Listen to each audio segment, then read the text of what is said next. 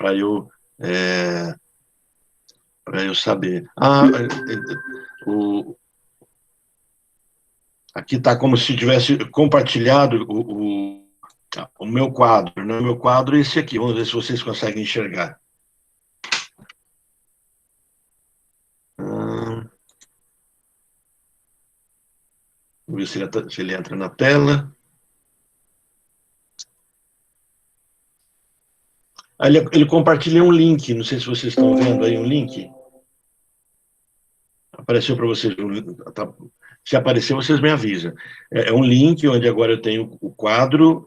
Para mim, apareceu aqui o quadro. Eu vou colocar aqui, vou escrever nele a palavra teste, e se alguém acessar...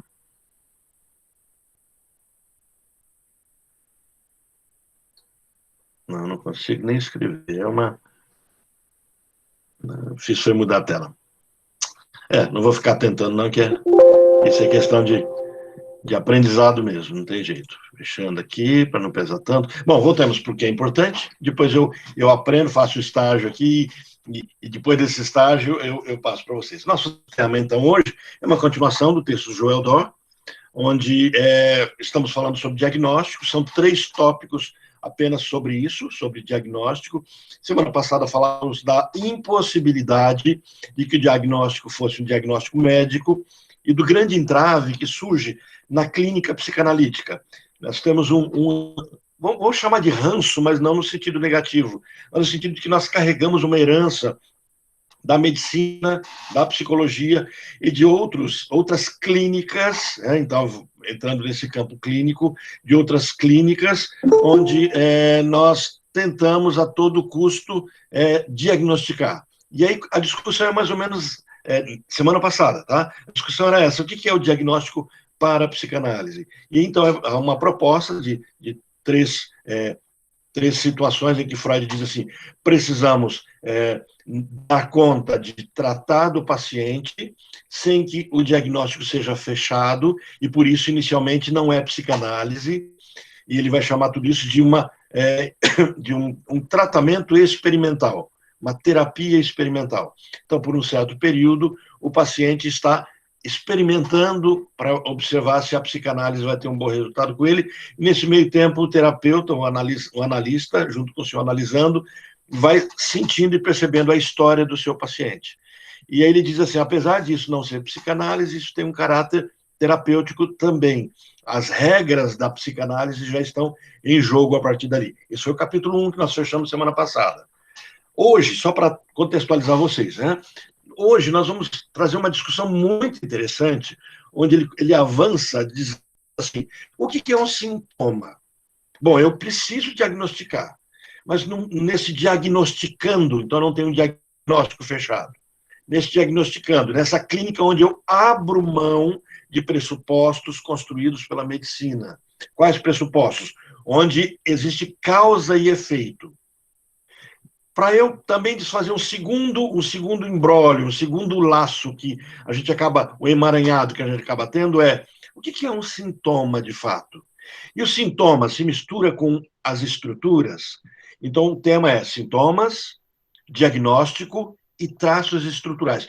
Hoje o foco é mais ou menos aquilo. A gente fala assim: fulano tem toque. Eu falo: então ele é obsessivo? Aí se você fala assim: não, ele não é obsessivo, ele é histérico. Mas toque não é transtorno obsessivo compulsivo? Então hoje o Joel vai desfazer o nó em que as pessoas misturam o sintoma com a estrutura. Então, um histérico pode ter sintomas que aparentam ser de obsessivo. Um obsessivo pode ter sintomas que aparentam ser de um histérico. Então, ele começa a fazer uma separação. Então, já que eu preciso diagnosticar, inclusive para saber que estratégia usar com o meu paciente, então vamos desfazer alguns enganos. Vocês vão perceber que muitos escritores mais superficiais, não grandes teóricos da psicanálise, mas muitos escritores, muitos palestrantes, muitos analistas fazem uma confusão enorme. Por quê? Porque quase que senso comum vincular a estrutura com o tipo de sintoma. É como se, por exemplo, todo obsessivo só tivesse ao seu alcance sintomas obsessivos. Ou como se todo histérico só tivesse disponível para lidar com seus problemas por meio de sintomas histéricos. E ele diz, não, sintoma tem a ver com simbólico. O sintoma tem a ver com a linguagem do meu inconsciente. E a gente precisa desfazer isso para a gente não achar que psicanálise é psicossomática. Quando eu falo de um corpo que reage por um mecanismo de causa e efeito, eu estou falando, talvez, da psicossomática. Eu estou falando de uma medicina, que o caminho da medicina germânica pode seguir, onde eu tenho causa e efeito. Mas quando eu falo de psicanálise, eu falo de simbólico, de atos que têm sentido construídos artificialmente, eu vou usar essa palavra, tá? Não é usada pelos teóricos, até onde eu vi, mas artificialmente, quer dizer, dentro da história. Essa é a discussão que Lacan, por exemplo, vai trazer quando ele fala do sentido do signo, do símbolo como um todo. Enquanto na linguística, um símbolo perfeito é a correspondência entre o significado e o significante, a coisa e aquilo que ela representa, a psicanálise vai propor, esse Freud, Lacan, vai propor que o sentido das coisas é artificial. Ele não é o sentido que eu preciso ter. Então, a busca é mais ou menos assim. Por que a girafa chama girafa? Porque chama girafa. Poderia chamar elefante. Em algum dado momento, por algum fator, ela teve esse nome. Então, as coisas não têm o nome ou o sentido de nascença. Um pé de manga produz manga, é uma coisa lógica. Mas uma angústia pode ser produzida por algo que me traz felicidade. Não sei se o exemplo ficou muito bom, mas o que eu queria mostrar assim, esse cadenciamento, esse consequencialismo para a psicanálise, ele é simbólico. Então, quando eu falo de sintoma, eu estou falando do simbólico. Agora, quando eu falo de traço estrutural, aí eu falo de um cadenciamento. Um obsessivo terá um padrão e um jeito de agir. Isso não o torna doente, isso é um traço dele. Vamos avançar aqui na tela e olha, em toda a prática clínica é usual procurar estabelecer correlações entre especificidade dos sintomas e a identificação de um diagnóstico. Então o que a gente faz? Ó, clínica médica, tá? Clínica médica. Clínica psicológica, na clínica da nutrição, e todas as clínicas, todas as ciências que trabalham, e até a gente vai discutir aqui, psicanálise é ciência, né? Que trabalham com essa questão clínica de atender o seu paciente na observação. Então, para essas ciências, elas precisam fazer uma correlação do sintoma e a identificação de um diagnóstico. Você vai ao médico, diz que está com dor no estômago, ele tem duas opções naquele primeiro momento clínico. Você é uma pessoa muito ansiosa, ou você está com uma bactériazinha ali. Então, ele já ataca as duas frentes logo de uma vez, para poder deixar você com uma certa tranquilidade. Então, vamos fazer o seguinte, você não, eu sou uma pessoa muito calma, então vamos acabar com essa bactéria aí. E aí entra todas as complicações, porque aquela bactéria pode estar ali com uma utilidade. Bom, mas isso é uma discussão médica. Então é nervoso, então vamos acabar com a ansiedade. Pode ser. Isso é correlação entre o sintoma, você chega, estou com azia. Então, a azia denuncia o quê? Que está faltando o suco gástrico, ele está fraco, está havendo uma esofagite, a comida está retornando, o que está acontecendo? Eu estou com uma hérnia eu estou com uma hérnia no meu esôfago, está tendo hérnia de hiato, né? Está tendo refluxo, alguma coisa assim. Então, eu vou buscar causa e efeito. Isso é medicina. Agora, se você continua com isso na mente, como sendo uma estratégia clínica da psicanálise, você passa a ter um grande problema. Porque o paciente chega para você, por exemplo, dizendo que ele está triste. E você tenta buscar uma causalidade dessa tristeza. E você busca uma tabela. Então, ele fala assim, existe uma busca de muitos analistas por uma tabela e correspondência, até mesmo com a estrutura, isso me leva para algo que não é psicanálise. Então, aí ele começa falando sobre isso, ele diz, o corpo responde a um processo de funcionamento também regulado segundo o idêntico princípio. Quer dizer, o meu corpo trabalha desse jeito. Então, por exemplo, se eu fico com frio, se eu fico com febre, eu vou ter tremores. Se eu tenho uma infecção, eu tenho febre. Então, coisinha simples. Fulano está com febre, ou então está acontecendo alguma coisa no corpo que está denunciando. Causa e efeito. Né? Agora, existe um tipo de determinismo nessa medicina. Isso sempre na medicina. Quanto mais conhecimento dentro do determinismo aprofundado, mais o número de correlações entre as causas e os efeitos se multiplica.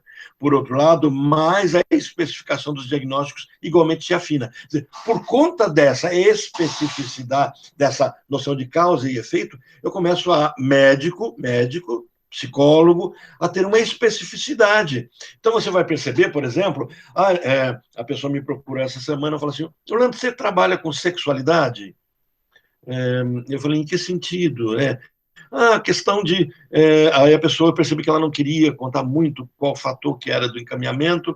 Falei, bom, já tive vários pacientes que tinham problemas de impotência, problemas conjugais, problemas ligados a uma afetividade. Olha, percebe que eu abri o leque?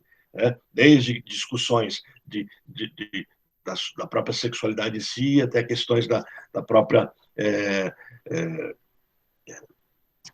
da própria sexualidade, da intimidade de um casal, etc. Eu falei, sim, já atendi vários casos, tem leitura sobre isso. Tá ok, porque eu estou precisando de um analista para encaminhar para passar para um colega meu que seja especialista nessa área. Percebe a busca de um especialista? Ou a pessoa procura um analista e fala assim, Orlando, eu estou precisando que você me encaminhe para alguém para terapia de casal. Olha, especificidade. Não vamos trabalhar com crianças, vamos trabalhar com border, vamos trabalhar com adolescentes. Especificidade. Isso ainda é ranço da medicina. Quando eu me lembro, até hoje, eu estava na minha formação, eu cheguei para o meu orientador, para o meu analista, e disse assim para ele, eu queria um material, eu estou querendo estudar sobre psicanálise ligada à área familiar, como se fosse a terapia familiar, a busca da psicanálise familiar. E ele deu muita risada e falou assim, a psicanálise trabalha com vínculo, e qualquer vínculo tem a mesma base. Se você trabalhar com um casal, se você trabalhar com colegas de trabalho, se você trabalhar com irmãos, se você trabalhar com pessoas, todas terão o mesmo vínculo. Essa causalidade não pertence à psicanálise, porque na psicanálise, nesse sentido, existe uma simplicidade. E aí vem novamente essa discussão do sintoma em si. Então, não mesmo sendo esse princípio uniformemente observável em diversos campos da clínica médica, não é absolutamente no espaço da clínica psicanalítica. Então, o Joel está pisando firme muito nisso. Olha, vamos tomar cuidado com essa medicinação, medicinização. Travou aqui a língua.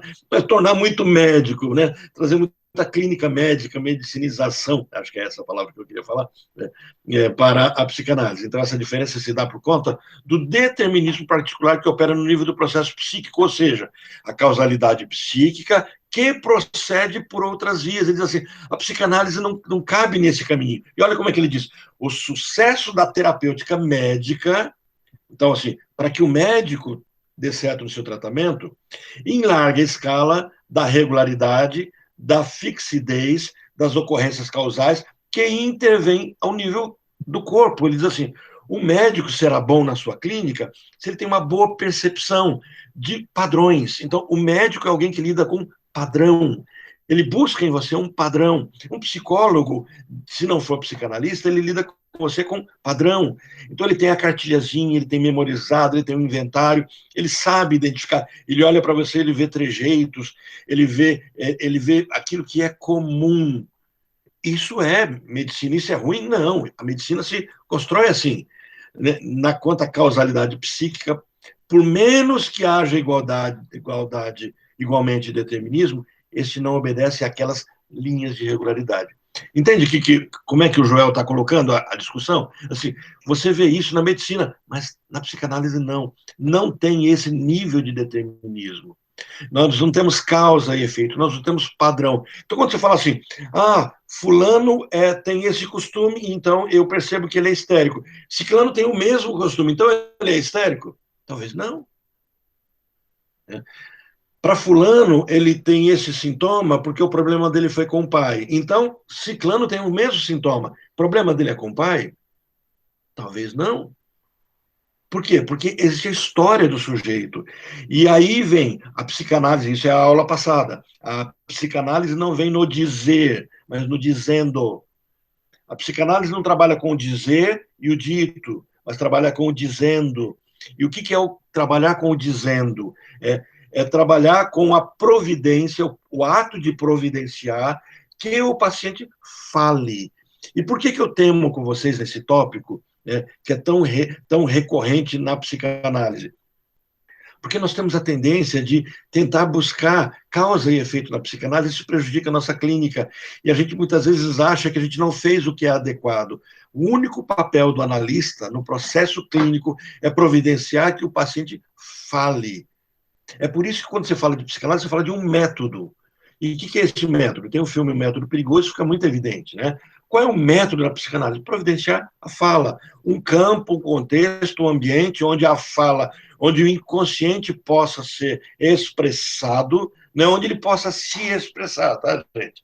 Onde o inconsciente possa ser expressado, e ao ser expressado, ele constrói o consciente. Então, não existe agenciamentos estáveis entre a natureza das causas e a dos efeitos, não sendo, pois, possível estabelecer previsões como de uso nas disciplinas biológicas e mais especificamente médicas. Quer dizer, como é que eu prevejo a questão da clínica? Como é que eu prevejo o tratamento? Para a psicanálise é imprevisível. Então, um paciente pode ter bons resultados em um mês, alguns podem ter em um ano, alguns podem ter em 2 anos, alguns podem nunca ter um bom resultado, o completo, mas alguma coisa vai acontecendo. Então, o que nós temos na psicanálise é uma outra forma de ver. É por isso que a psicanálise ela traz um olhar diferente, um olhar estranho. É por isso que a psicanálise em si, não a psicanálise selvagem, falamos da psicanálise selvagem na semana passada, não a psicanálise contaminada. A psicanálise contaminada é ruim? O que é ser ruim? Se uma terapia, se um processo terapêutico ajuda outra pessoa a avançar na sua própria vida, ela terá bons resultados. Agora, o psicanalista selvagem corre o risco de invalidar ou adiar um tratamento. Então, outra maneira de dizer que a psicanálise não é uma ciência. Opa, mas espera um pouquinho, Orlando. Então, nós estamos lidando com o que quando lidamos com o estudo da psicanálise?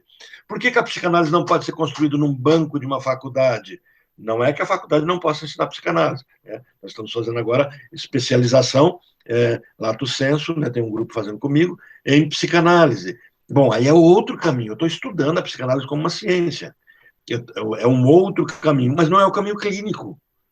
A clínica psicanalítica, e lembrando, a psicanálise ela tem dois vieses. O viés teórico, então, ao ser teórica, ela é o estudo, é a ciência do inconsciente, essa é a definição. E ao ser clínica, ela é a clínica do autoconhecimento. Então, tem esses dois caminhos nessa construção psicanalítica. Então, a psicanálise não é uma ciência com os critérios científicos, em razão da própria, olha, a ausência de legalidade da existência de uma regra, de uma lei, de um padrão, né, entre as causas e os efeitos que invalidam. Então, qualquer previsão psicanalítica é chute. Qualquer previsão é um chute. Então, lembra, minha discussão aqui é diagnóstico.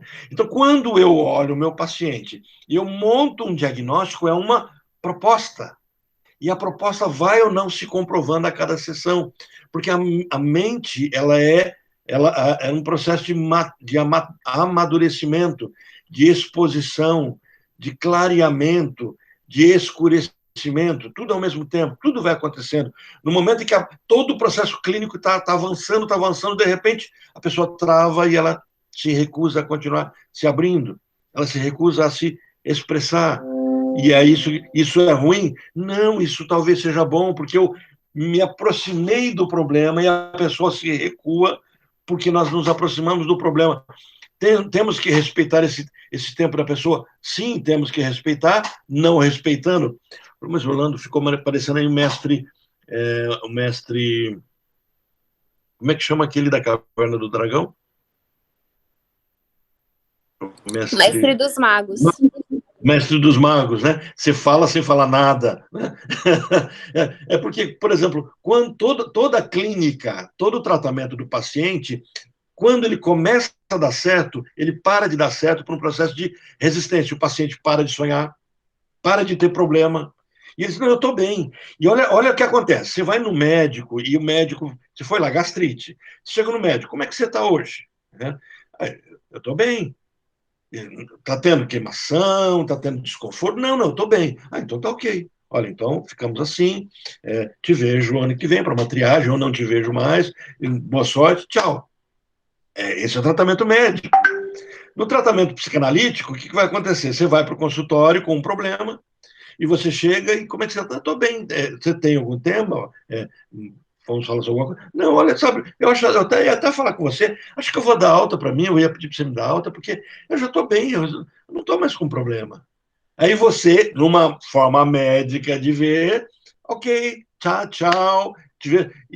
Mas a psicanálise, talvez agora você tenha chegado perto do problema, o problema se encolheu, se escondeu, e aí Freud chama isso de resistência. Então, até aquilo que nós chamamos, em termos ou médicos ou psicológicos, de solução, na psicanálise chama-se resistência. Eu não quero tocar em problemas, eu não quero tocar em feridas que eu acho que estão cicatrizadas. Mas são essas feridas que me constroem como uma pessoa que tem sintoma. Então, eu preciso tocar nela, eu preciso recosturá-la, reconstruí-las. E a expertise do analista é simplesmente do chato, que não deixa o seu paciente parar, que instiga ele. Então, não será necessário, então, partir desse estado de fatos que nos obriga a constatar não haver interferências estáveis entre causas psíquicas e efeitos sintomáticos na determinação de um diagnóstico. Quer dizer, eu não tenho inferência estável, eu não tenho uma regra, eu não tenho uma legalidade. Então, quando você fala assim, opa, eu vou construir um manual de psicanálise que vai dizer assim, pessoa que tem fobia, papapá. Aí você vê um outro autor psicanalítico falando do paciente dele que desfala, desmente, tudo aquilo que foi escrito naquele texto. É por isso que nós construímos a psicanálise por meio de estudos de caso. E é por isso que todo analista tem uma autoridade comum de dizer aquilo que ele experimenta na clínica dele. E os encontros onde a gente confabula, conta os nossos casos, é extremamente importante para a nossa própria formação como analista clínico. Então, essa constatação é essencial na medida em que se inscreve de encontro ao funcionamento habitual dos processos mentais. Então, pensamos espontaneamente numa ordem cartesiana. Quer dizer, a nossa forma de pensar é linear, é consequencialista. Eu não estou bem por algum motivo. Eu estou bem por algum motivo. Se eu não estou bem, eu me trato. Se eu estou bem, eu não preciso me tratar. E assim, é um consequencialismo. Para nós é uma discussão lógica. Vocês podem dizer, mas Orlando, você acabou de falar o óbvio. Se eu não estou bem, eu vou me tratar. E se eu estou bem, eu não vou me tratar. Mas na psicanálise não é assim que funciona. Rejeitar essa ordem de pensamento, por implicações lógicas, constitui, então, sempre um esforço particular a se produzir na entrada do trabalho psicanalítico. Quer dizer, o analista precisa rejeitar esse consequencialismo. O fato do paciente chegar e dizer que está bem na sessão não significa que um problema psicodinâmico não tenha surgido. E aí você vai explorar por meio do quê? Por um meio muito simples chamado livre associação. E a gente vai ver nesse texto também que ele aponta a via régia para o inconsciente, que é o sonho.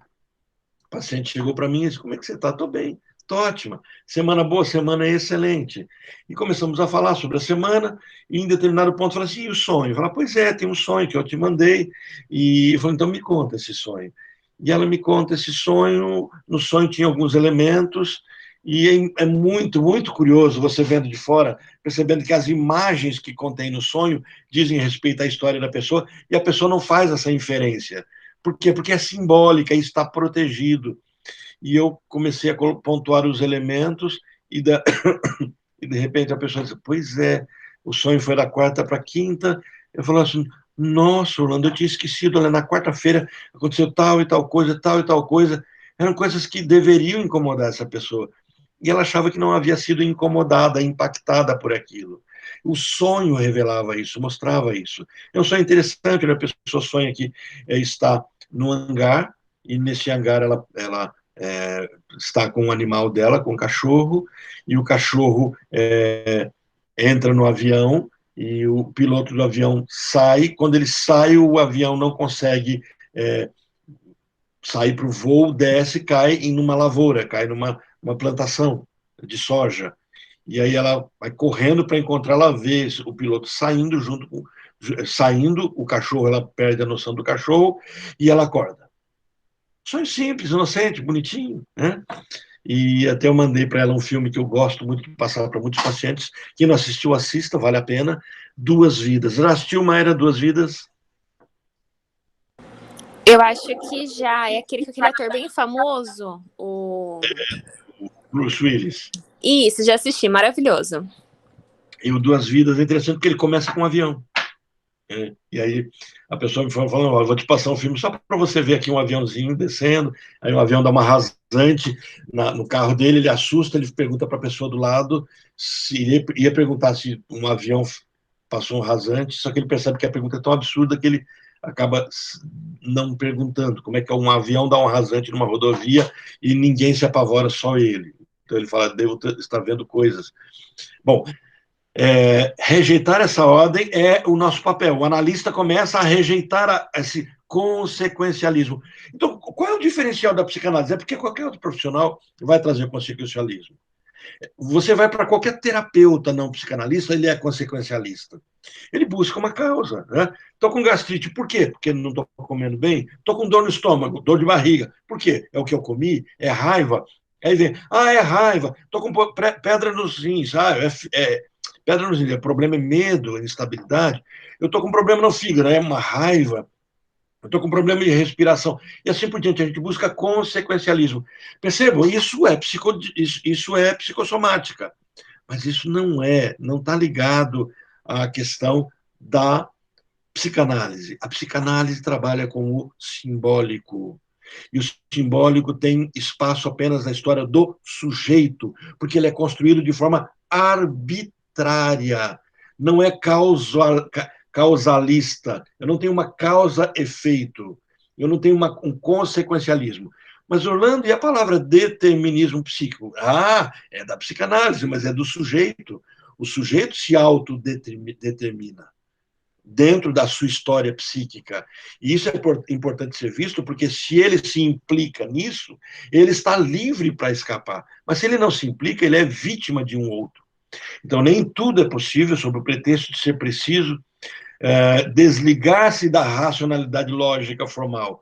Um guia subsiste como um fio condutor a se seguir, o dizer daquele que escuta. Eu costumo brincar que uma sessão de análise é uma conversa de botequim com dois bêbados. Por que uma conversa de botequim com dois bêbados? Porque o analista ele tem uma atenção flutuante. O que é uma atenção flutuante? Ele não tem compromisso com a racionalidade, com a lógica. Ele não tem compromisso com um consequencialismo, com uma sessão planejada. Bom, hoje, primeira sessão, né? Eu não tenho aqui, acho que eu tenho no consultório, alguns materiais de psicopedagogia. E nesses materiais de psicopedagogia, estou falando com vocês, vendo se eu acho aqui nos meus livros, eu poderia mostrar para vocês. Mas quando a gente vai nesse material de psicopedagogia, a gente tem, mas eu tenho aqui que eu posso usar para vocês.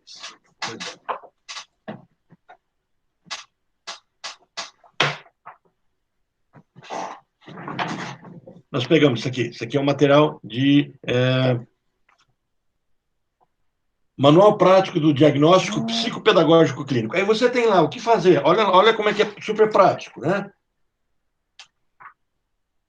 Terceira e quarta sessão, provas operatórias. Ele vai dizendo assim, o que você faz? Então, o psicopedagogo pode. Ele começa a atender uma pessoa, ele tem uma cartilha, ele tem como agir. Então, ele pega e fala assim, compara um quadro aqui, uma proposta, né? Primeira, entrevista familiar, exploratória, situacional. Segunda, anamnese. Terceira, sessões lúdicas centradas na aprendizagem para criança. Quarta, complementação com provas e testes, quadro necessário. Quinta sessão, Quinto item, síntese de diagnóstico, com prognóstico. Sexta, devolutiva ou devolução e encaminhamento. Está montado. Então, eu posso chamar isso de uma certa ciência, né? Eu tenho aqui técnicas de psicoterapia relacional sistêmica. Então, eu tenho tudo montadinho. O que eu vou fazer? Né? O que eu preciso fazer? Melhorar o objetivo, material. Eu consigo me planejar. Na análise não tem isso. Você fala assim, bom, hoje eu vou falar com o meu paciente sobre o sentido da vida. E ele chega para você e fala assim, não estou bem. Fala, o que aconteceu? Morreu o cachorro da minha vizinha. Morreu o cachorro. Olha, você tinha planejado falar sobre propósito de vida. Morreu o cachorro da vizinha? Mas então você gostava do cachorrinho? Não, nem, só fiquei sabendo. O outro vizinho que comentou. Mas como é que isso afetou você? Pois é, eu não sei. Olha que beleza, né? Essa história que eu estou inventando coisa. Não sei. Morreu o cachorro da vizinha, que ele não tem contato, e não sei. Você já teve cachorro? Não. Pois é, isso que é estranho, eu não tenho cachorro, fiquei sabendo a morte do cachorro. Né? Mas por que você não teve cachorro? Olha o papo dos dois bêbados no boteco. Você não tinha planejado falar com ele sobre propósito de vida? Foi lá, planejou, leu, pegou o Ikigai lá, japonês, como fazer o teste, tudo planejado. Eu me lembro quando eu comecei a atender, eu usava muito, eu tinha falado com a Sinara, sobre o MBTI, né? Myers-Briggs Types Indicators, um testezinho, aí eu pegava o inventário do MBTI, e começava, quando você faz tal coisa, você... Sabe, aquele questionáriozinho. E agora a pessoa chegou com uma dinâmica do cachorro da vizinha, que não tem nada a ver com ele, e aquilo trouxe uma tristeza, de repente você descobre que ele não tem cachorro, porque quando ele era criança, ele quis ter um cachorro, e o pai chutou o cachorro morreu. Sabe, aí existe uma história que ele não dava conta de lembrar, mas estava ali dentro, e veio no formato da morte do cachorro. Né? Só para voltar no sonho da minha paciente que sonhou com um cachorro no avião, sonhar com animais, para Freud, via de regra, mas a regra para a psicanálise não existe, então é só via de regra, é sonhar com os filhos. Né? Na interpretação do sonho dessa minha paciente, esse ato de decolar e ter que cair é um projeto que ela tinha com o namorado que simplesmente caiu. Era o projeto de construir uma família. E aí, então, ela pôde trazer algo que ela é uma pessoa muito organizada, então ela tinha na parede da casa dela os projetos dela.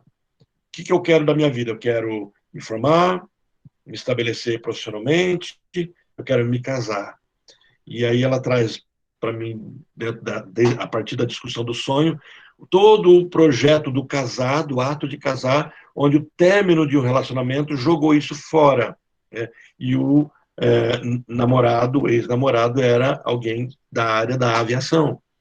E aí vem o cachorro, que foi, e quando o avião cai, não tem mais animal ali dentro. Quer dizer, o projeto, o filho dela não estava mais ali. E esse avião caiu. E aí ela acorda. Por que ela acorda?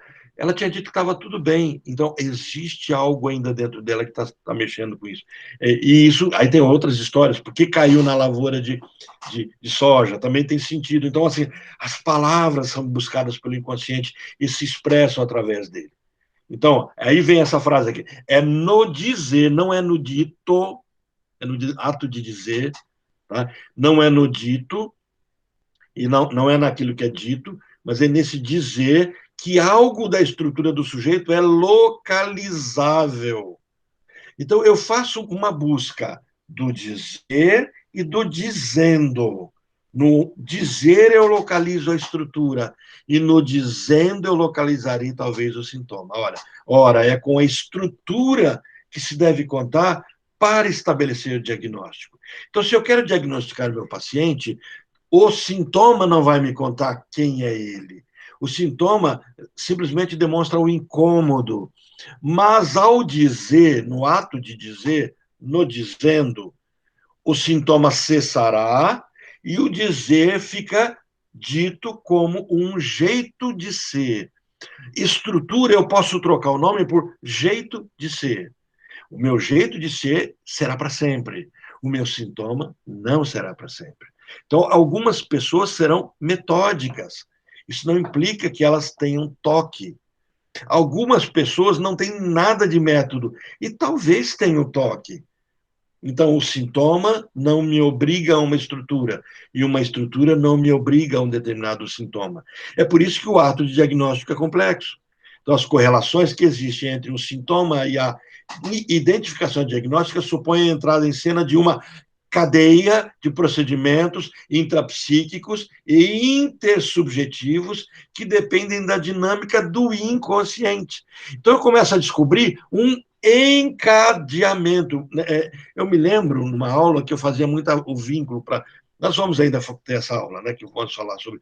Semana que vem a gente fecha sobre a interdição paterna, fechamos esse grupo sobre diagnóstico, para na outra semana começarmos as estruturas.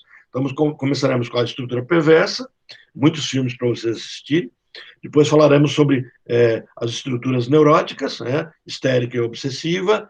E depois nós teremos um outro encontro, que aí vai ser um outro livro, também do Joel, que fala sobre psicose. Ou a gente... Eu tenho o caso Schreber, mas como eu já dei várias aulas sobre Schreber, eu vou propor para vocês lerem e assistirem essa aula, e eu trazer para vocês esse outro material do Joel, para a gente fechar toda essa parte estrutural com essa abordagem dele, que é bem interessante. Olha, essa percepção desse encadeamento, essa cadeia, é aquilo que vai ser chamada na psicanálise de metáfora e metonímia, ou condensação e deslocamento. Então, quando eu tenho aquilo que eu chamo de metáfora ou condensação, eu tenho um encadeamento. A é igual a B, B é igual a C, C é igual a D, D é igual a E, risco B, C, D, fico com A é igual a E.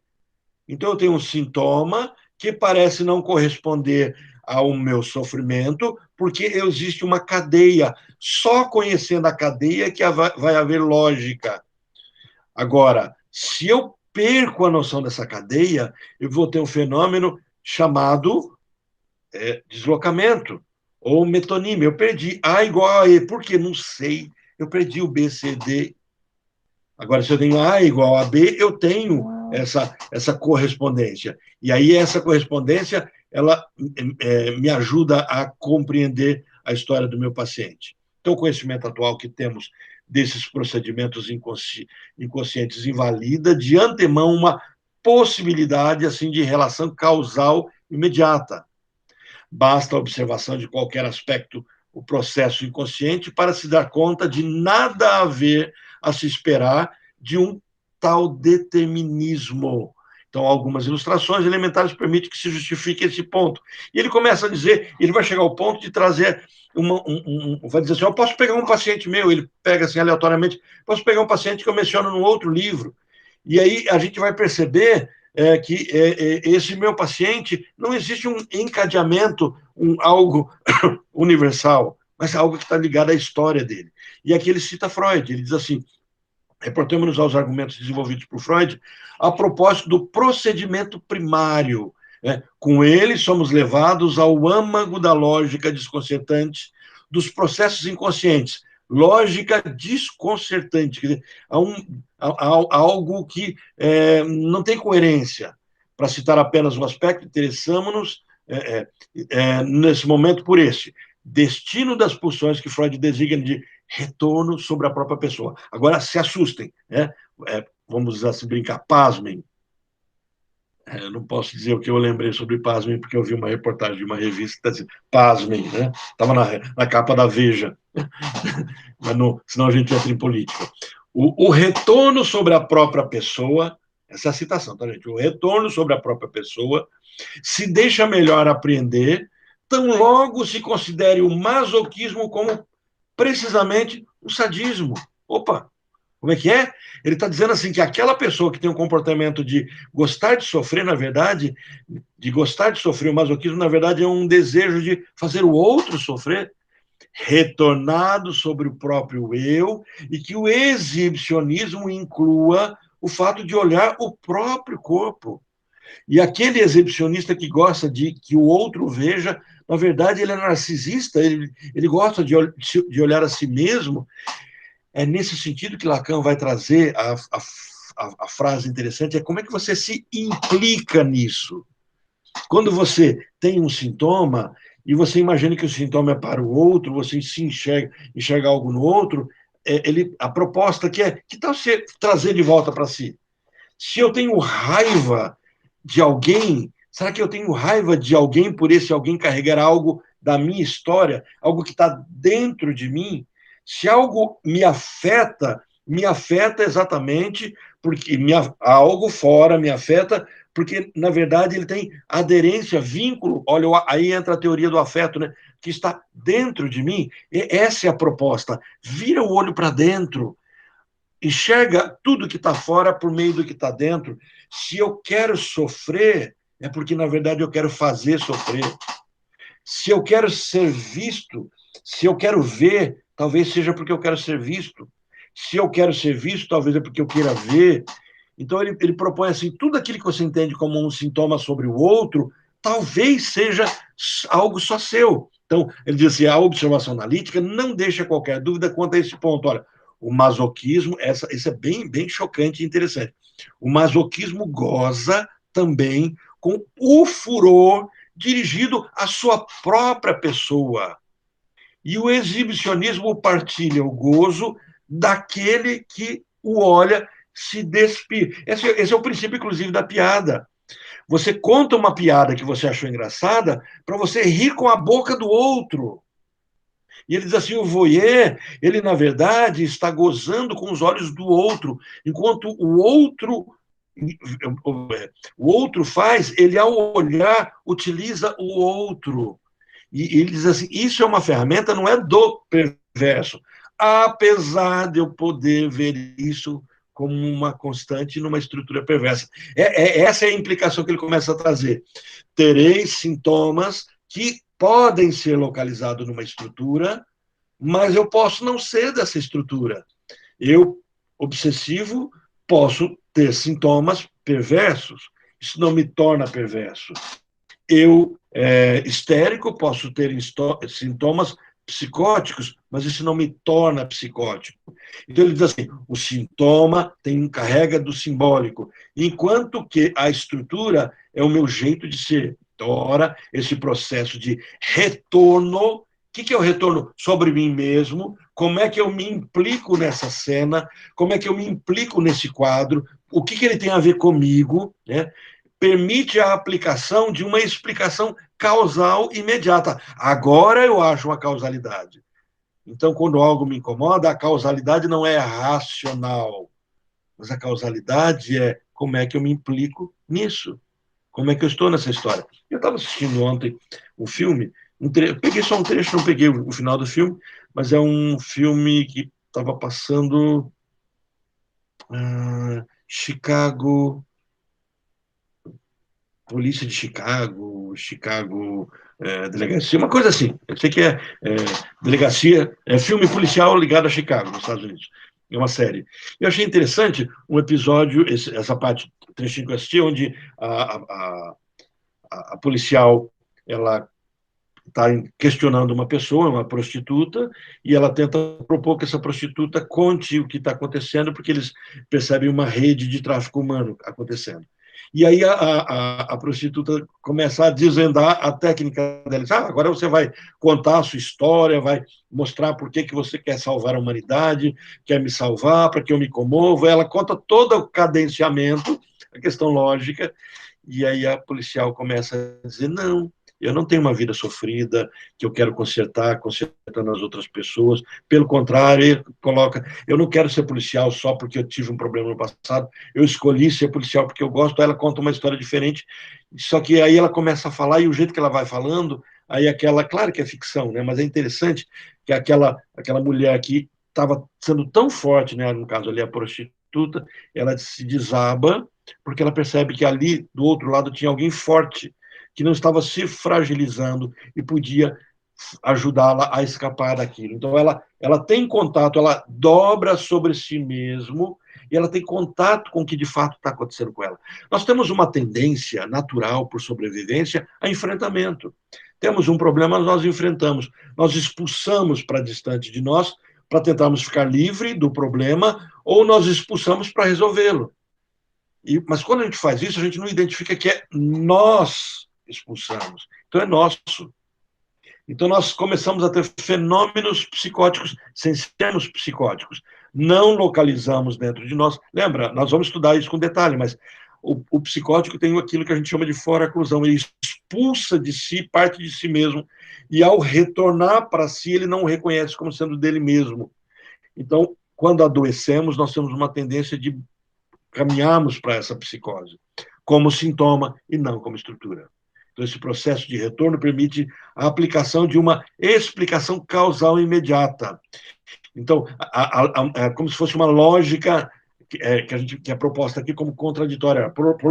Prolonguemos mais adiante as consequências dessa observação. Suponhamos que esta lógica contraditória seja estável no nível dos processos inconscientes.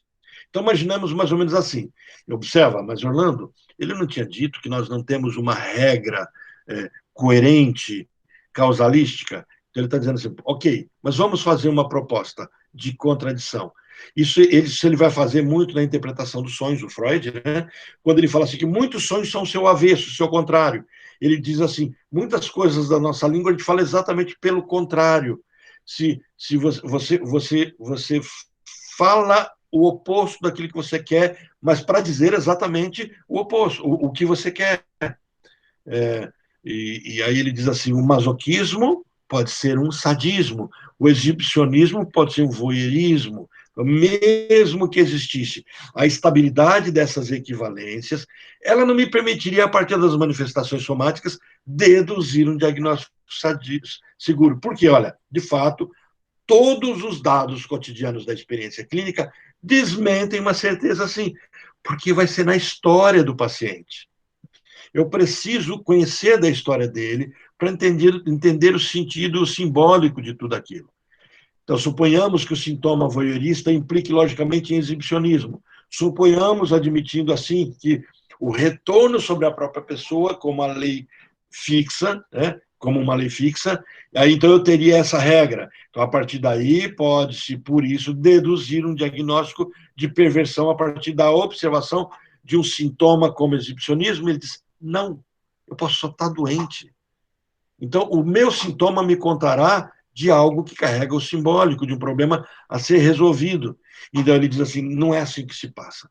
O ensinamento que tiramos da clínica, lembra a clínica psicodinâmica, metapsicológica, não científica, estudos de caso, não é uma tese, não, um psicanalista não trabalha com uma tese, com um discurso pronto, com a prova do seu argumento, mas com aquilo que é metapsicológico, que está para além de uma teoria fixada, né? E o estudo de caso. Então, o ensinamento que tiramos da clínica mostra-nos que o componente exibicionismo pode igualmente estar muito presente também na histeria.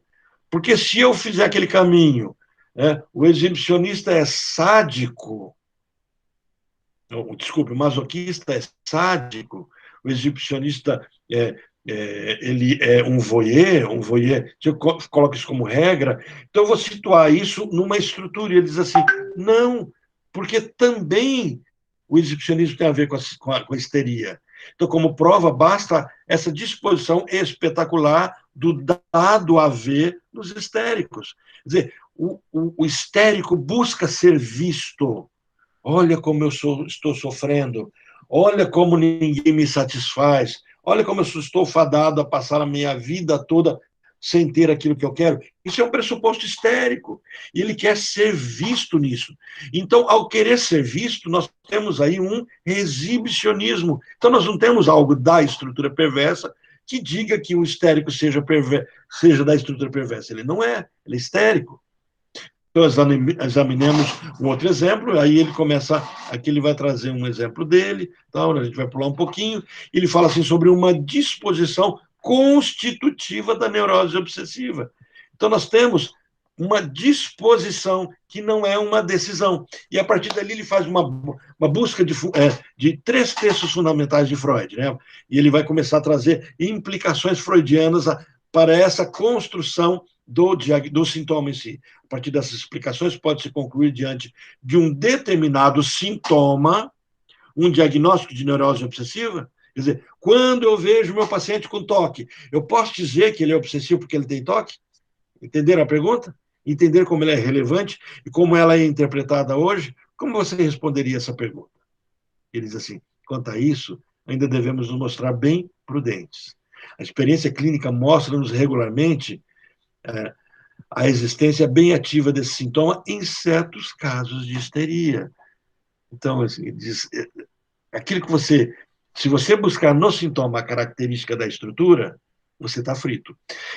Aqui entra aquilo que algumas vezes eu tenho respondido antecipadamente, quando vocês me trazem, ou na supervisão, ou nas aulas, que, mas fulano tem todo um comportamento histérico, mas eu achava que ele era obsessivo. E o fulano tem todo um comportamento obsessivo, mas achava que ele era histérico, por aquilo que a gente faz as nossas leituras. E eu sempre coloco para vocês, busquem o desejo. A busca do desejo é muito importante, porque é no desejo que eu localizo a estrutura. A estrutura ela tem a ver com o desejo, enquanto que o sintoma tem a ver com o simbólico formado. O desejo não tem forma, o desejo está vinculado ao objeto A. O desejo é uma forma como eu criei para ser. Olha, de fato, em algumas mulheres histéricas, esse sintoma desabrocha com facilidade, em particular na tendência doméstica. E aqui já vem uma coisa bem interessante que ele traz uma discussão estrutural vinculada à própria cultura. Sabemos bem tratar-se de um sintoma de empréstimo conjugal. Então, assim, quando ele fala de toque, desse comportamento, tem uma colega nossa que ela chamava assim de toquento, né? Ela diz assim, eu sou toquenta. Detalhe, essa pessoa toquenta era uma pessoa que tinha uma personalidade muito voltada para o comportamento histérico, mas era toquenta. Sabemos bem tratar esse sintoma de empréstimo conjugal. Olha que interessante essa frase que ele traz. E quanto isso traz bastante luz nessa visão freudiana. Sua disposição para adiantar-se ao desejo do outro, adiantar-se ao desejo do outro. Observa bem. O que é adiantar-se ao desejo do outro? Lembra que eu falei para vocês, busca, para vocês saírem da discussão do sintoma e entrarem na estrutura, busca o desejo. Ao desejo do outro. Se o desejo do outro, se eu sou o desejo do outro, o padrão é que eu sou histérico. Se eu trouxe o desejo do outro, eu internalizei e construí como sendo meu, e agora ele me guarda, então são valores muito fortes, eu tenho um padrão obsessivo. Eu me apropriei, eu não sou o desejo do outro. Eu internalizei o desejo do outro como sendo meu. Eu roubei o desejo do outro para mim. E por isso eu padeço de culpa, enquanto eu tenho o medo de, ao ser desejo do outro, não ser eu mesmo. Eu não vou entrar em muito detalhe sobre isso, que vai ser a discussão da estrutura em si, tá? Só para anunciar mais ou menos que os capítulos por vir. Se eu faço esse caminho, o obsessivo faz o outro caminho, ele se torna escravo do desejo do outro por uma imposição onde ele se anula e aí ele passa a viver culpa.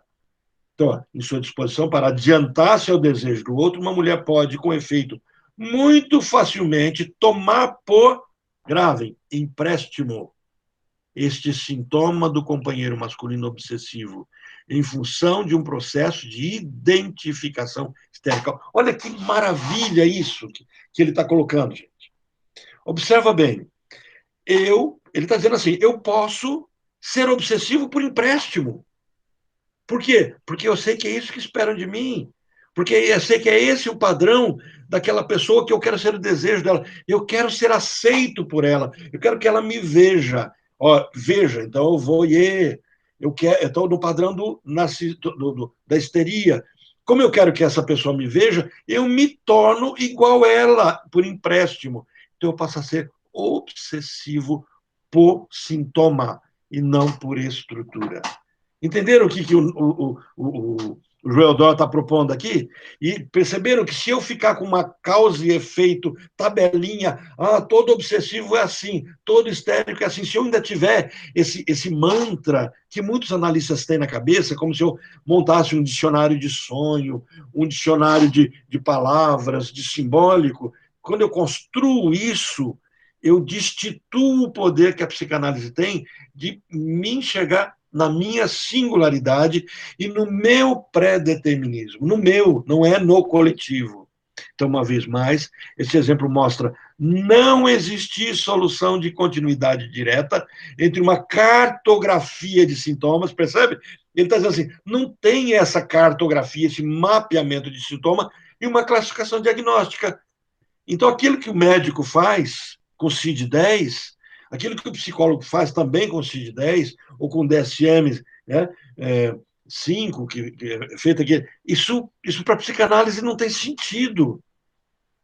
Por que não tem sentido? Porque eu busco no meu paciente o desejo dele. E ao buscar esse desejo, eu localizo sua estrutura. Eu localizar a sua estrutura, eu começo a ajudar o meu paciente a se posicionar isso que Lacan depois vai chamar de a clínica do real, onde eu não tiro o meu paciente daquilo que ele é. Pelo contrário, eu o apresento a quem ele é, eu ajudo a entender que ele é assim e ele está livre para decidir se deseja continuar ou não sendo assim. E aí isso vai ser, então, chamado de clínica do real, é o Lacan já mais velho, né? Onde as pessoas têm a sua singularidade, precisam ser respeitadas na singularidade, não precisam viver em padrões. E ele acusa a psicanálise velha de transformar os pacientes, isso é Lacan velho, tá? Acusar a psicanálise velha, né, de transformar os pacientes em cópias do seu ali seus passam a ser. Então, eles estão percebendo que existe nesse Lacan velho, e ele destitui a escola psicanalítica no formato que estava montada, e ele reconstrói ela no campo do que ele vai chamar de campo. Então, saem das escolas lacanianas, começam a entrar no campo freudiano, onde os analistas se constroem não sob o formato de ter um guru, um mentor, alguém que oriente em si. Ele diz assim, a minha orientação é meu próprio inconsciente. E o meu processo analítico tem que me conduzir a esse processo de libertação. É bem interessante essa perspectiva. Eu vejo muito, quando a gente vai para a supervisão, algumas pessoas acabam tratando a supervisão como se a supervisão fosse uma mentoria, como se ela fosse. E, na verdade, esse não é o espaço. A supervisão é um local onde a construção de um inconsciente grupal, onde nós podemos nos compreender na forma como nós nos implicamos. Porque se nós precisássemos apenas de conhecimento, a gente pega um livro e lê. Assiste uma aula, vai para a academia, faz um mestrado, um doutorado, e o espaço da supervisão, ele tem como espaço uma reorganização do nosso próprio inconsciente. Ao vermos outros falando do nosso próprio caso que nós estamos estudando e apresentamos, nós o enxergamos de forma, não é tridimensional não, gente, é multidimensional, porque eu começo a ver na dimensão de cada pessoa que se implica no grupo da supervisão. Perceberam a riqueza da psicanálise nesse campo? Orlando, então Oi, me ajuda a recapitular aqui, deixa eu ver se eu entendi. Pode falar. Então, a gente passa pelas defesas para acessar o desejo. Acessando o desejo, a gente consegue encontrar a estrutura. Encontrando a estrutura, a gente entra com determinismo para ajudar o paciente a se entender dessa forma? Sim. O determinismo do próprio paciente, perfeito. Sim, do próprio paciente. É um caminho que você colocou dentro de uma lógica, né? Essa é a busca. Sempre lembrando que ele não terá o caminho mais curto não será reto. Ah, não, nunca vai ser reto, né, Orlando? Se dá para complicar, a psicanálise complica. Porque facilitar não é uma coisa que a psicanálise gosta de fazer pra gente.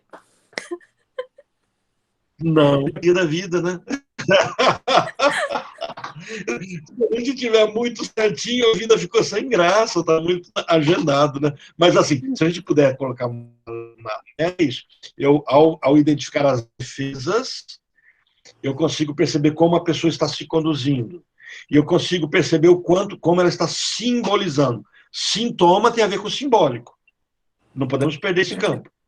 Tá? Sim. Se a pessoa está com insônia e a causa não é médica, lembra, o psicanalista não é médico, ele não substitui médico. Está com insônia, foi um médico, já viu, você está com problema de saúde? Não estou. Está tudo certo. Ele queria me passar um remédio, não quero tomar o remédio, porque, ok, então vamos buscar o simbólico. Pegando até um exemplo, eu tinha um paciente que acordava todos os dias na hora do diabo. Você sabe qual é a hora do diabo, né? Não. Sabe? Que hora que Cristo morreu? 3 horas da manhã. madrugada é a hora do diabo. Três 3, né? horas. 3 horas. Não, não estou dizendo que não, tá, gente? É uma brincadeira. Não, daqui a pouco o Orlando está dizendo, não.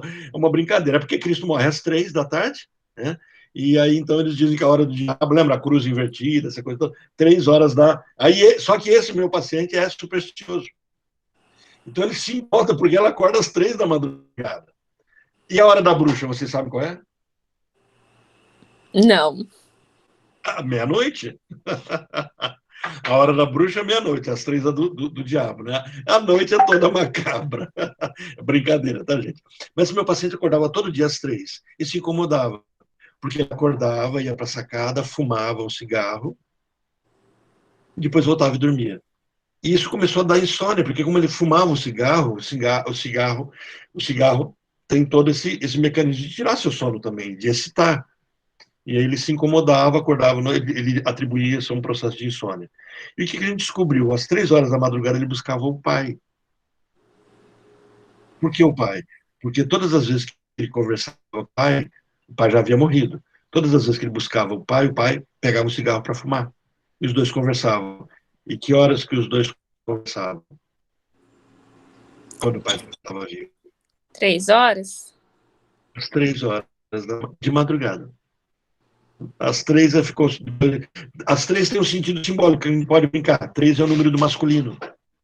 Então, se a gente quiser fazer uma busca, quando nós sonhamos com o número 3, nós estamos sonhando com um número masculino, com um homem, com a figura masculina. Então, assim, existe uma correspondência sobre essa questão do 3, um triângulo, né? Um fálico e assim por diante. Mas só para entender, esse sentido de acordar à noite só tinha sentido na história dele, porque ele estava enfrentando um problema, passava o dia todo tentando resolver o problema, ele ia dormir, ele é uma pessoa obsessiva, e ao dormir a mente não parava de tentar resolver o problema, aí ele acordava no horário simbólico para conversar com o pai. Ele não acordava para fumar, mas para sentir o cheiro do ato de fumar. E aí vem aquela. Aí, olha a defesa que você mencionou, Mara, agora há pouco. A defesa de imitação do mais forte, do agressor. Então, se eu busco alguém mais forte que eu, como é que é o melhor jeito de eu buscar esse alguém? Sendo esse alguém. Então, aquele que fumava me orientava. Então, eu fumo para, fumando, ter a presença daquela pessoa. Isso é simbólico. Isso é estrutural? Não. A estrutura dele é denunciada de ser obsessivo pelo desejo dele. Carrega culpa de muitas coisas, então ele tem um jeito de viver, um jeito que carrega culpa, carrega peso, valores muito certos, tudo é muito certinho, não pode pisar fora da cartilha, mas pisa. Por quê? Porque o obsessivo sente um prazer em transgredir limites, só que ele se sente culpado por transgredir limites. Então, o que ele precisa fazer? Sempre construir limites mais fortes, rígidos ou punições muito fortes. Então, o obsessivo não se obriga a não errar, mas ele constrói uma forma muito cruel de viver para que ele não erre. Tipo, ele consegue elaborar bem a culpa dele. Então, ele é um excelente religioso. Os obsessivos, essa semana é a semana dos obsessivos. Estão sabendo? Sabem disso? Semana Santa, né? Penitência, ninguém come carne, não faz sexo, não pode se divertir, é tudo muito certinho, né? Depois vai chegar, alguns vão se machucar, algumas cidades eles começam, tem a pessoa se automutila, na Tailândia, nos países orientais, eles se crucificam, ficam ali penitenciando, ela fala, isso é Cristo, isso não é Cristo, é religião. Isso tem a ver com aquilo que Freud chama da ilusão da religião. Isso é uma fantasia, que inclusive o nosso tópico daqui a pouquinho a gente vai atingir, que a busca da psicanálise no sintoma é localizar a fantasia. Ok, Mayra? Beleza, entendi. Então, essa descontinuidade entre a observação do sintoma e a avaliação diagnóstica impõe que se reencontre o problema diferentemente, sobretudo à luz da especificidade dos processos inconscientes. Querem uma kombucha? Kombucha? Já tomaram? Alguém tomou kombucha de maracujá? Eu já fiz kombucha. Dá um trabalho do cão esse bichinho. Ah, mas depois se acostuma. Eu tenho direto na geladeira. Esse é de maracujá. Delícia. Para mim é a melhor que tem. Eu Maracujá. amo kombucha também. Eu Ah, gosto de abacaxi com gengibre. também. A outra que eu tenho é abacaxi. Não pus gengibre. Boa ideia, eu vou colocar. É Ótima ideia. uma delícia com gengibre. Ah, vou colocar. Eu já tomei, mas faz bastante tempo. Agora você me lembrou, eu não pus na minha outra de gengibre. Agora, como em casa só eu tomo, ela acaba demorando muito tempo. Aí, quando eu vou pegar ela no hotel, das minhas kombuchas, tem demais e é, muito ácida já, muito ácida. Mas aí eu acostumei com o paladar. Então, depois a gente pode trocar informações sobre sabores, tá, Priscila e Mayra? No Clube Ok. da Beleza. que não podem ser objeto de uma observação direta sem que se exija a participação ativa do paciente. Quer dizer, uma participação de palavras. Então, a análise não é a técnica de vários instrumentos, é fala. Então, encontramos assim uma das prescrições freudianas mais fundamentais que aparece na entrada do edifício analítico. Olha, o sonho é a via real que leva ao inconsciente. Pede para o paciente contar o sonho. Só o ato dele contar o sonho já é terapêutico. Você já terá as figuras que o próprio inconsciente está exalando, soltando, expressando. Então, assim, o sonho é muito melhor do que a própria livre associação. Caminhar na livre associação dentro da linguagem do sonho, você já fez uma potencialização enorme. Então, essa prescrição só tira sua eficácia na medida em que o sujeito é encaminhado a sustentar, olha, um discurso com referência ao seu sonho. É por isso que o analista precisa pedir que o paciente conte o sonho. Você não está interessado em saber o sonho, você quer que ele conte o sonho, porque quando ele conta, viram imagens, memórias, novas cenas, porque ele está tocando em coisas ligadas a sintoma. E esses sintomas têm imagem. Todo sintoma carrega imagem. Estrutura não precisa, mas o sintoma sim. Então, o discurso que é a via real. Sem ele, discurso é a via real, tá? Entenderam? Vou voltar à frase só para vocês compreenderem melhor a frase do Freud. Olha, sonho é a via real que leva ao inconsciente. Joia, então eu escrevo o meu sonho e agora você interpreta. Não, o discurso que é a via real. Você fala do seu sonho. Sem ele, não haveria decodificação possível para a passagem ao ato do inconsciente. Essa passagem ao ato, ela vem do inconsciente. Cuidado para essa frase não ficar estranha para vocês. Não é passagem ao ato do inconsciente, não. Estão vendo que está com hífen aí? Passagem ao ato é uma cena. Esse passagem ao ato é do inconsciente. O meu sonho carrega figuras do meu inconsciente e no momento em que eu conto o sonho, eu passo ao ato. Aquilo que Freud chamava de acting out. Então, quanto a isso, relembramos algumas direções descritas, formuladas por Lacan na perspectiva. Aí ele vai trazer algumas falas de Lacan, que são bem mais complicadinhas, eu vou dar uma pulada por conta do nosso tempo, que eu quero avançar com vocês. Mas só vou dar uma enunciada aqui. É como mesmo uma psicanalista de hoje, e como mesmo um psicanalista de hoje não se sentiria ele vindo a tocar a fala quando sua experiência recebe dela seu instrumento, seu marco, seu material e até mesmo o zum de suas incertezas. Então, acabei lendo a frase toda, né? É toda a estrutura da linguagem que a experiência psicanalítica descobre no inconsciente. Então, a providência do analista é essa, é buscar a fala.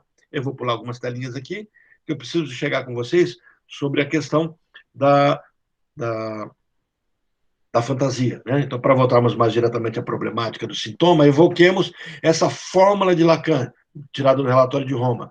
O sintoma se resolve inteiro numa análise da linguagem, porque é ele próprio estruturador. Olha, o sintoma, né, ele é estruturado como uma linguagem. Ele é linguagem da qual a palavra deve ser liberta. Então, quando o paciente fala, ele fala do sintoma. Mas vamos colocar isso em ordem. Ele fala do sintoma? Não, ele fala do sintoma. Deixa eu me expressar melhor. A matéria que constrói sintoma é a mesma matéria que constrói a fala. Então, eu não tenho que falar do sintoma, eu tenho que falar do sintoma daquilo que o constrói. Entenderam? É como se eu tivesse uma massa que pode resultar em pizza ou em esfirra. E eu resolvo comer esfirra. E uso toda a massa para fazer esfirra. E aí não sobra massa para fazer pizza. Aí o pizzaiolo falou, mas cadê a massa? Oh, o esfirreiro usou toda. Entenderam? Então, se eu esvaziar a massa com as esfirras, tá dando fome já, hein? Tá muito cedo para dar fome. Se eu esvaziar com as esfirras, eu não terei espaço para as pizzas. Se eu esvaziar o paciente com a fala, não haverá material para a construção do sintoma. Mas, Orlando, eu não precisava entender o sintoma. Sim, mas quando eu esvazio na raiz. O sintoma era um ato, era algo que era feito para fora e fazia o paciente sofrer. Eu não preciso conhecer o sintoma. Eu preciso conhecer a massa que constrói o sintoma. Eu não preciso conhecer a pizza, eu preciso conhecer a massa que faz a pizza. Ficou mais claro? Eu consegui me expressar bem para vocês nisso? Eu ainda não entendi bem, Orlando. É porque nós temos uma tendência clínica a ouvir o sintoma. Então, por exemplo, a pessoa diz assim, voltando à história da insônia. A pessoa diz assim, eu não estou dormindo. Aí a gente começa, por que não está dormindo? Ah, você toma Coca-Cola antes de dormir, você tomou café, porque você fumou, você não, sabe, a gente fica trabalhando. E aí, não dormi direito, mas como é que você dorme? Tal posição, tal posição? Ó, estou falando do sintoma, certo? O que ele está propondo é, deixa o sintoma de lado. Ah, você não dorme? Ok.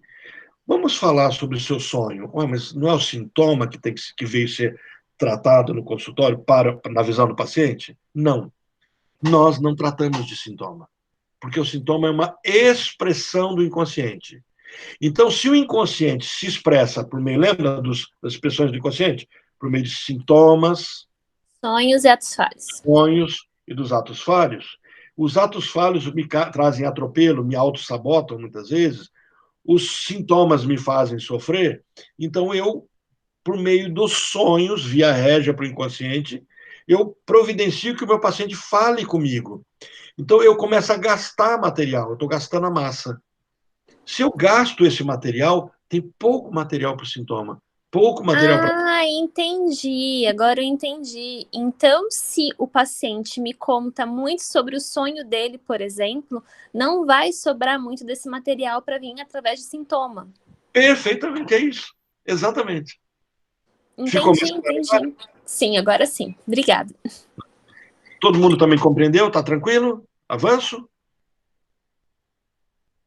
Então, olha, na medida em que a formação do sintoma é tributária da palavra e da linguagem.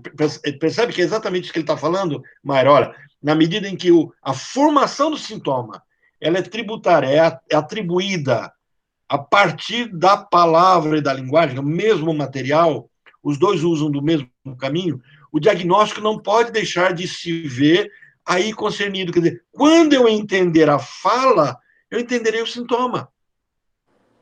Então, as referências diagnósticas e estruturais advêm, então, num só registro. Não constituem, todavia, elementos confiáveis nessa avaliação diagnóstica, senão a condição de que, se o poder desligar da identificação dos sintomas. Quer dizer, para eu entender a estrutura do meu paciente, eu tenho que desligar o desejo do sintoma. Eu relego o sintoma a uma não clínica do sintoma. Então, a clínica não é do sintoma. A psicanálise não lida com o sintoma, ela lida com a fala do paciente, ela providencia esse ambiente. E agora o paciente ficará livre para, na fala dele, por meio da linguagem, expressar e construir a própria estrutura dele, que sempre será boa. Toda estrutura é boa. Por quê? Porque ela foi construída. Se eu sou obsessivo, essa estrutura é boa para mim. Se eu sou histérico, essa estrutura é boa para mim. Se eu sou psicótico, a estrutura é boa para mim. Se eu sou perverso, ela é boa para mim.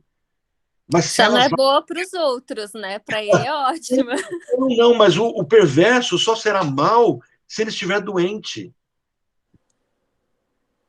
A grande questão é que ele tem uma tendência a adoecer socialmente. Aí ele vai originar o psicopata, aí eu concordo com você. Não vai ser bom para os outros.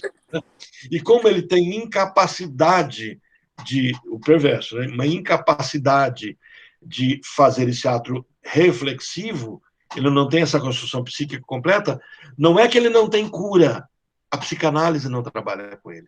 Então, o perverso, ele precisa de outros mecanismos, precisa de uma lei forte, precisa de um Estado bem organizado, de uma figura paterna que dá conta de conter. Então, assim, se você tem a figura de um perverso numa família, a família procura você, você não vai tratar do perverso, mas você trata da família, para prepará-la para como lidar com isso. Então, assim, quando a gente fala que a psicanálise não trata do perverso, não é que ele não tem tratamento, é que a psicanálise não trata. Não é que ele É não tem porque ele não é capaz de amar, não é? isso, Mais e a pontos. psicanálise é a ciência do amor. Perfeito, a frase sua está completíssima. Ele é incapaz de amar. E sendo incapaz de amar, a psicanálise não é a ciência que poderia cuidar do caso dele. A lei cuida melhor. Sim, sim. Então, a identidade de um sintoma nunca é senão um artefato a ser colocado por conta dos efeitos do inconsciente. Entenderam? Esse sintoma, que eu brinquei com a história de ser uma pizza, né, porque eu queria usar a ilustração da massa, ele é um artefato, ele é construído a partir do que? Ele é um efeito do inconsciente.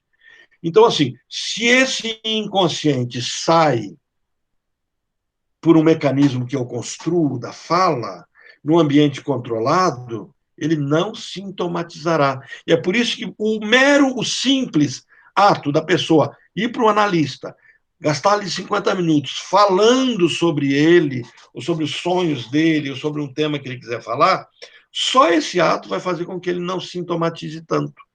Então, a investigação diagnóstica precisa, então, se prolongar aquém do sintoma. Então, a proposta é essa, eu tenho que avançar. Além do sintoma, aí ele está colocando aquém, quer dizer, muito anterior.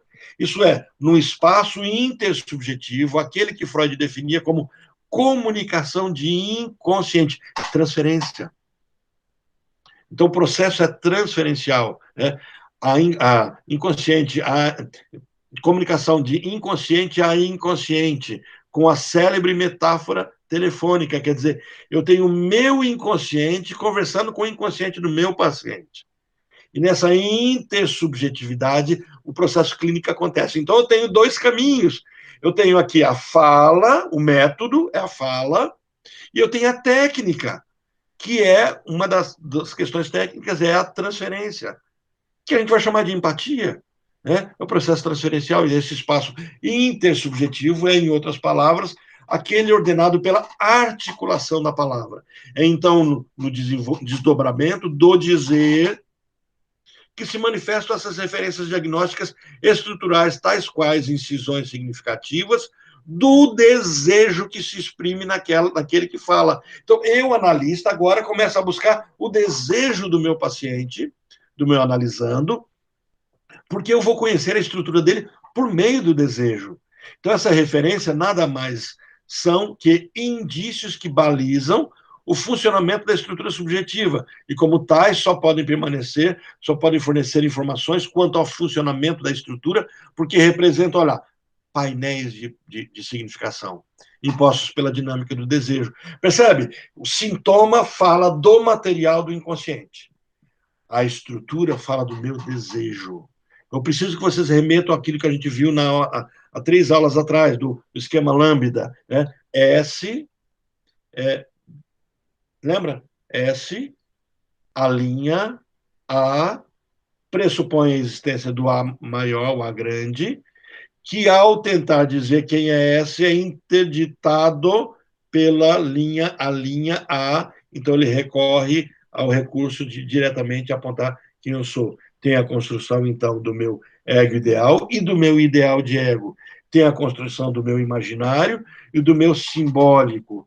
Agora, nessa dinâmica do desejo, eu começo a fazer a busca do meu sintoma como uma reação à linha. Algo que eu desejo e não posso ter, ou desejo e culpo por já ter tido, mesmo não tendo. E essas são matrizes das estruturas que a gente vai estudar com mais detalhe. Então, eu tenho, de fato, a especificidade da estrutura de um sujeito, ela vai se caracterizar, antes de mais nada, por um perfil pré-determinado da economia do seu desejo. Eu tenho uma aula sobre o desejo, eu vou postá-la depois para vocês, tá? Que é governada por uma, não é Juma, não, tá? Por uma trajetória estereotipada, são semelhantes e estabilizadas, que chamarei, por assim dizer, traços estruturais. Então, a minha busca é dupla. Eu não falo sobre sintoma, eu providencio um local de fala, e ao providenciar esse local de fala, eu faço alguns diagnósticos provisórios, metapsicológicos, que vão me dar norte de busca. Só isso. E agora eu tenho uma busca de traços estruturais que não tem a ver com sintoma. Então, as referências diagnósticas estruturais aparecem, então, como indícios codificados pelos traços da estrutura, que são eles próprios testemunhas da economia do desejo.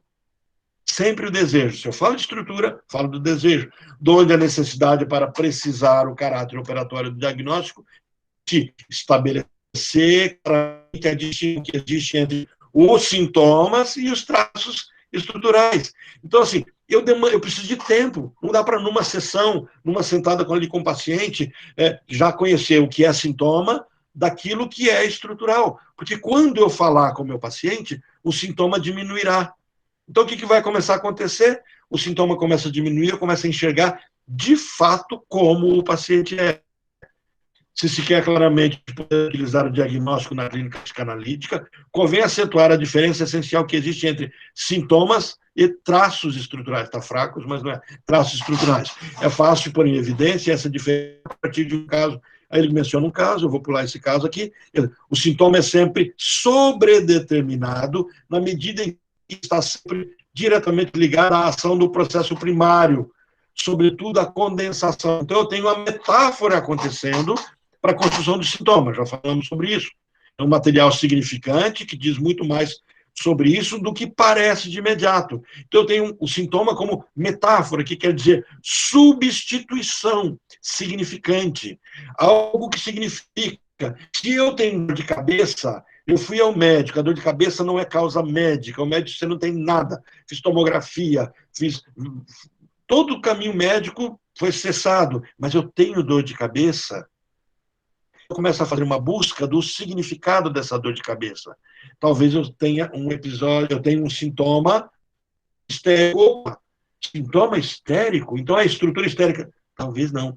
Talvez eu tenha um sintoma histérico e tenha uma estrutura obsessiva e tenha emprestado esse comportamento histérico de algum contexto. E você vai lá e descobre, por exemplo, que o tio com quem a pessoa tem uma identidade muito grande teve um aneurisma, morreu de uma grande dor de cabeça e agora ele carrega esse vínculo e essa história. Percebe? O sintoma vai significar alguma coisa. É diferente de uma psicossomática, onde o corpo entra em ação, o corpo reage. A psicossomática tem a ver com o corpo reagindo e construindo soluções a partir do corpo. Os comportamentos sintomáticos têm a ver com o simbólico, o material significante, que diz muito mais sobre isso, e do que parece de imediato. Ele me conta, o sintoma me conta. O sintoma, metáfora, quer dizer uma substituição significante. Orlando, volta. Qual que é a Sim. diferença do psicossomático para o sintoma? O psicossomático tem uma coerência, tem uma causa-efeito corporal. Eu estou com raiva, muita raiva, eu posso desencadear fenômenos ligados ao fígado. Eu estou com muito medo, eu posso desencadear fenômenos ligados ao meu pulmão. E é por isso que a gente vê aí também o pessoal do Covid, que agora está muito amedrontado, e automaticamente o que passa a implicar? Isso é psicossomática. Entendeu? O meu corpo reage, e ele constrói soluções no próprio corpo. Então, eu tenho um campo das emoções, um corpo que reage a essas emoções. Então, existe o sentido coerente, existe lógica. A psicossomática pode colocar em catálogo. O mapear. psicossomático, ele vai ter uma explicação clínica além da parte emocional. Os Exatamente. sintomas não vai ter nenhum tipo de explicação clínica, vai ser só um sintoma por si. Por exemplo, tem o bruxismo é psicossomático. Ele existe ali e é por alguma causa emocional. Só que isso não seria um sintoma muito claro para a psicanálise. Vamos pegar o caso do bruxismo. Se o bruxismo for um fenômeno explicado, está vivenciando um momento de muita tensão, aí aperta, então eu tenho uma psicossomática funcionando. Agora, se não está vivendo nenhum momento tenso, não está acontecendo nada disso, nada que justifique, e esse fenômeno está acontecendo e carrega do simbólico, e aí na discussão analítica descobre-se, por exemplo, uma necessidade de matar alguma coisa, sabe, no campo do simbólico, aí nós temos o sintoma formado. Então eu posso ter o psicossomático e o sintoma no mesmo problema. Pois é. A grande questão é que quando você tem o sintoma, ele não tem correspondência lógica. Ele tem correspondência imagética, fantasiosa. Existe uma fantasia. Por exemplo, é porque eu peguei o bruxismo e ficou muito localizado no foco, mas eu me lembro de um caso clássico, que é o caso do grito.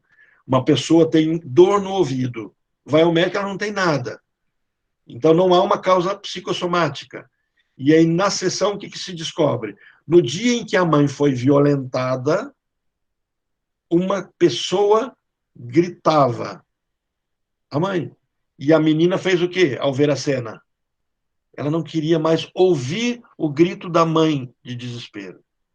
Então, quando ela cresce agora, ela não tem nenhum problema, nada aconteceu no ouvido dela, nada desencadearia um fenômeno no ouvido. E ela passa a ter dor no ouvido.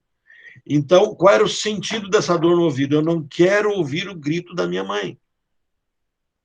Entenderam?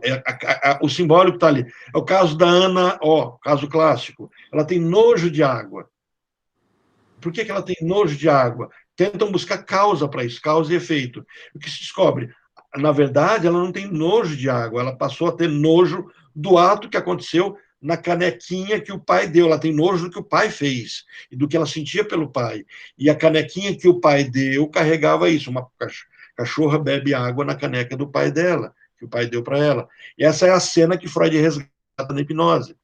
Então, havia um significado simbólico daquela cena.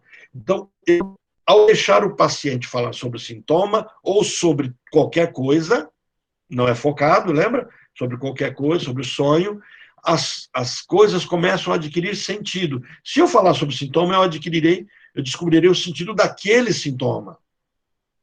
É porque você fala, então eu tenho que falar sobre sintoma? Não, a psicanálise avançou, onde eu não preciso mais falar sobre sintoma. Ele vai se esvaziar. Mas se eu falar sobre sintoma, eu descobrirei que ele resolve algo que tem sentido, significado, não lógico, não determinado. Na psicossomática, não, ele é lógico, ele é determinado. O próprio corpo reage. Né? Crianças asmáticas, causa emocional e assim por diante. Ficou mais claro? Sim, agora sim. E aí eu tenho essa questão eu quero avançar aqui, isso. Olha, os componentes, isso aqui vai deixar até mais claro, Mário, olha. Os componentes significantes constitutivos no sintoma mantêm-se, então, diretamente tributários da fantasia do inconsciente. Qual a fantasia onde eu vivo? Os meus sintomas estão vinculados a ela. Então, não tem a ver com respostas do meu corpo ao que está acontecendo. Então, ao lado, todavia, da indeterminação relativa da escolha do significante, que intervém nessa formação do inconsciente, existe uma determinação incontornável, e trata-se de uma determinação cuja quantidade de material significante se efetua apesar do sujeito. Quer dizer, ela está acontecendo com um processo de construção inconsciente. Isso é o material que eu queria trazer para vocês. Essa aqui é toda a estrutura desses 3 encontros. No último encontro, falamos desse item 1, a noção de diagnóstico em psicanálise. Hoje nós falamos sobre sintoma, diagnóstico e traço estrutural. Quer dizer, no meu diagnóstico, já que eu compreendi na semana passada espero que tenha compreendido, da impossibilidade de um diagnóstico médico. Então, o que vem? Já abri mão desse diagnóstico médico. Agora, o que vem para mim no consultório? Vem sintomas. Ah, então os sintomas me contam da estrutura, porque eu estou querendo fechar um diagnóstico. Pois é, não. Os sintomas não me contam da minha estrutura. Eu teria que cessar os sintomas e providenciar que a fala aconteça. E quando eu fizer esse caminho e a fala acontecer, eu consigo compreender o delírio, a alucinação, a fantasia da pessoa. E a fantasia me contará o porquê dos sintomas. Porque os sintomas já serão fracos, porque eu drenei os sintomas. Vocês já eliminaram... Orlando, repete o que você falou, porque deu uma falha aqui. Quando eu providencio que o meu paciente fale, né, sobre os sonhos, sobre o nada, sobre o que incomoda, automaticamente eu esvazio a necessidade de sintoma. E aí eu consigo compreender a fantasia do meu paciente que precisava da construção desses sintomas. Então agora ele não constrói mais esses calos de areia, porque ele está falando do porquê, ele esvazia. E quando eu começo a fazer isso, o que escorava isso? Uma estrutura. Mas o que me dá a estrutura? Meu desejo. Então, se eu busco o simples, né, aquilo que de fato me organizará como estrutura, é o desejo. Isso a gente ainda vai discutir. Agora, se eu busco compreender o sintoma, eu tenho que entender a fantasia. Mas a pergunta que vem é, eu preciso conhecer o sintoma? Não é mais fácil eu já tentar buscar a fantasia e aí os sintomas deixam de acontecer e aí, a partir dessa compreensão, os sintomas terão sentido. Porque no momento que eles tiverem sentido, eles vão cessar. Entendeu, Leslie? Tudo bem? Oi, sim, obrigada. Então, nós conseguimos fechar aqui o capítulo 2, vamos na semana que vem. Semana que vem é muito importante, porque eu vou precisar de todo aquele conhecimento que vocês já tiveram dos textos de Freud sobre o complexo de Édipo, porque nós vamos falar da função paterna e as estruturas psíquicas. Quer dizer, o ato do pai é um ato só. Ah, mas o fulano cuida, não cuida. Não estamos falando do papel paterno. O papel paterno é o papel de pai, de cuidar, tal, função. A função é dada pela mãe. É por isso que sempre a mãe entra no foco. Então, semana que vem, surra na mãe. Vamos, na verdade, ver o quanto é importante o papel materno em executar a função paterna. E a estrutura é fendida, é marcada pela execução ou não de função paterna. Tá? Mas isso já entendendo que aí vocês já ultrapassaram a expectativa sobre diagnóstico, desfizeram o vínculo com medicina e com outras psicologias, etc. A questão de que o sintoma não é a sanha, o desejo de se resolver na psicanálise, e é por isso que muitas pessoas abandonam a psicanálise, porque percebem que para o analista não há tanto interesse, só que isso não é sem interesse do analista. O analista se interessa em não falar sobre o sintoma, mas em providenciar a fala do paciente e buscar os traços estruturais para que, no processo de autoconhecimento do próprio paciente. Fechamos? Avançamos 15 minutinhos, mas acho que foi por uma boa causa, né? Entendido, Orlando. Muito, muito boa aula. Excelente. Maravilha. Uhum. Obrigada, Orlando. Eu que agradeço a presença de todos vocês e aí a gente vai falando no WhatsApp sobre as dúvidas, temas, algumas coisas que a gente suscitou a partir desse texto. Tá bom? Todos conseguiram acessar? Alguém está tendo algum problema para acessar o Google Class? Eu não estou conseguindo, Orlando. Eu não preciso... Tá. Não, então... eu não tô... Eu não sei se a minha senha que está desatualizada. Não estou conseguindo, não. Mas você clicou no link e eu vou ver se você está lá. Isso, por favor. Depois, já fechando a tela aqui, já entro no Google Class e já vejo isso. Porque já vou pôr um vídeo, tá bom? Tá E aí, ótimo, muito se vocês obrigada. acharem material que acha disponível para a turma toda, podem colocar lá também sem problema. Certo? Tá bom, então. Gente, Obrigada. obrigado. Um abração para vocês. Boa Páscoa. Boa. Lembra de mim duas coisas que você precisa, que eu preciso de você. Certo. Uma eu lembrei, a outra você vai ter que me ajudar a lembrar daqui a pouquinho. Uma eu lembrei, a outra você vai me ajudar a lembrar. Que Eu sei qual que você o lembrou. Oswaldo correu e já fugiu com uma coisa. E eu sei do que você lembrou, eu sei. Olha, que maldade, Léo. Você me julgou. Não pode. Eu nem vou te contar, então, que eu lembrei. Pronto. Você conta as duas. Gente, Eu vou mandar lá no melhor. tá? O HD já está meio lotado. O tic-tac para conversar e o processador é mais lento. Gente, boa Semana Santa para vocês. Comam bastante bacalhau. Quem come bacalhau, quem não come, comam bastante ovo de Páscoa. Né? E... A 90 conto? Ah, não, mas eu não... Vocês compram no mercado? Eu compro do pessoal que faz. Aí não sai tão caro. E sai muito mais gostoso, né? E aqueles ovos de Páscoa recheado. Eu já falei para vocês a minha teoria da linguiça, né? Não vivam a teoria do salsichão. Tem que ser a teoria da linguiça. Gomo a gomo.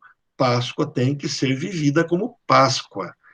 Se você é religioso, viva esse momento religioso. Se você não é, viva a Páscoa do chocolate, que é tão gostosa, né? Reunião com a família, mesmo que seja live, mas não deixem a vida. Estão transformando a nossa vida num salsichão mais ainda. Quer dizer, a gente está aí nesse isolamento, tudo isso transforma tudo num começo sem fim.